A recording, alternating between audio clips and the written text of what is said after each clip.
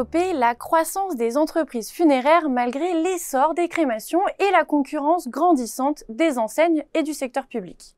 La nouvelle étude Precepta Insight de Xerfi identifie les leviers clés pour différencier son offre, développer de nouvelles sources de revenus et répondre aux attentes des Français pour l'organisation des obsèques.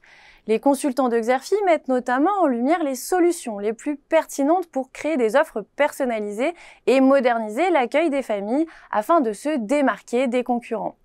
En effet, plusieurs dizaines d'agences ouvrent leurs portes tous les ans sur le territoire, sous l'impulsion des groupes familiaux nationaux et régionaux, mais aussi des réseaux.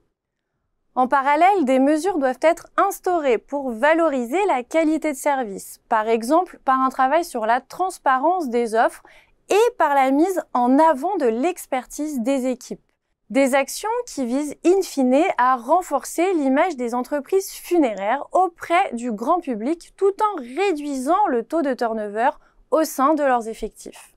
Par ailleurs, la hausse des crémations entraîne une baisse des ventes de pierres tombales et d'articles funéraires, obligeant les pompes funèbres à développer de nouvelles activités génératrices de revenus et de marges pour compenser le manque à gagner.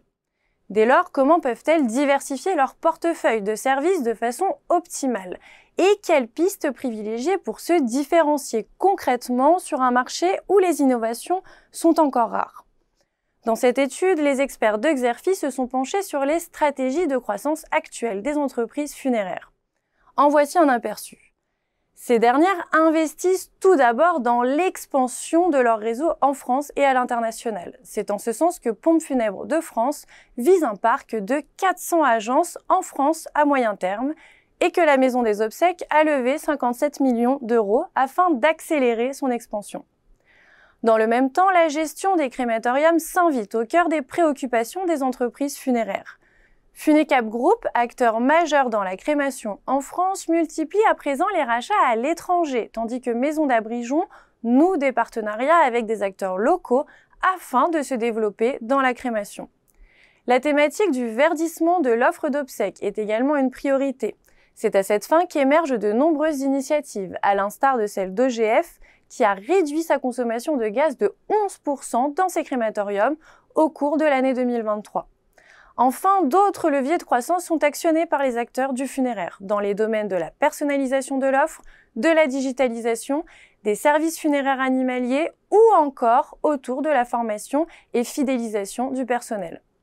Au-delà de l'analyse des logiques de croissance en cours des entreprises funéraires, les consultants de Xerfi livrent dans cette étude leurs recommandations stratégiques. Ce rapport intègre également une analyse des dynamiques concurrentielles en cours, les ratios financiers de 200 sociétés du secteur, ainsi que des prévisions exclusives sur l'activité et les marges jusqu'en 2027.